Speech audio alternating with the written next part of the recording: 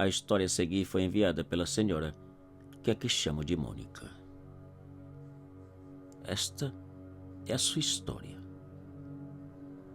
Desde o desaparecimento do seu único filho de 2 anos, 35 anos atrás, Mônica jamais foi a mesma. A tristeza, o desgosto e a revolta contra tudo e todos, pouco a pouco foi afastando os familiares e amigos. Mônica desistiu de ser mãe. Divorciou do esposo e passou a viver sozinha do trabalho para casa, sem maiores objetivos, como se a vida já não valesse a pena ser vivida. Aos 50 anos de idade, aposentou e, com a herança recebida dos pais, mudou para o interior, onde pretendia viver longe das lembranças e do alvoroço da cidade grande. 2 meses depois, Mônica comprou sua casa em uma pequena cidade com um enorme jardim e quintal, onde passava a maior parte do tempo plantando e cuidando. O tempo foi passando e tudo ia muito bem. Até que numa certa noite, enquanto assistia a novela das 21 horas, Mônica começou a sentir a estranha sensação de que não estava sozinha, de que alguém lhe olhava. Mônica baixou o volume da televisão e, depois de checar se todas as portas e janelas estavam fechadas e trancadas, voltou para a sala. A sensação, no entanto, continuava de tal maneira que lhe inquietava e causava arrepios. Mônica, sem entender o que sentia, levantou, foi até a janela e, ao abrir um pouco da cortina, descobriu a razão. Parado no meio do jardim estava um garoto de mais ou menos 5 ou 6 anos, olhando para ela. Mônica abriu a janela, perguntou ao garoto o que fazia no seu jardim àquela hora, mas ele não respondeu.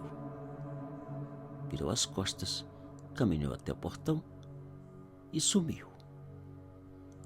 Pensando ser algum garoto vizinho, Mônica não deu muita importância. Fechou a janela, desligou a televisão e foi deitar. Na noite seguinte, por volta da mesma hora, a estranha sensação voltou. Mônica levantou e, ao olhar por um canto da cortina, viu que o mesmo garoto estava lá no meio do jardim.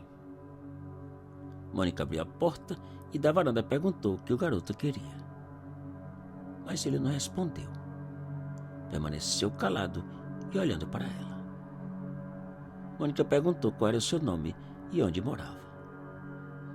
Nenhuma resposta. Mônica deu 2 passos na direção do garoto. Parou e voltou a perguntar o que ele queria. O garoto não respondeu. Virou as costas e saiu.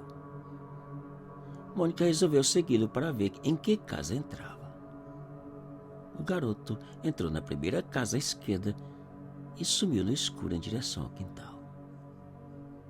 Mônica ficou surpresa, pois além da casa estar completamente no escuro, ela nunca tinha ouvido barulho de criança ou de qualquer outra pessoa naquela residência.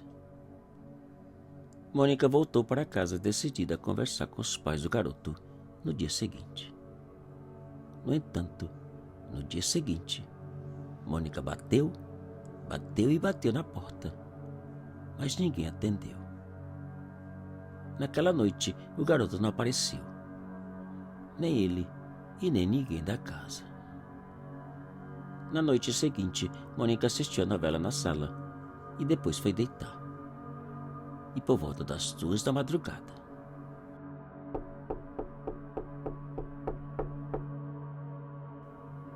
Mônica levantou preocupada e assustada, pois quase nunca recebia visitas, e muito menos àquela hora. Ao chegar na sala, Mônica abriu um canto da cortina da janela e nada. Não viu ninguém, nem na porta e nem no jardim. Mônica voltou para o quarto, porém antes mesmo de deitar,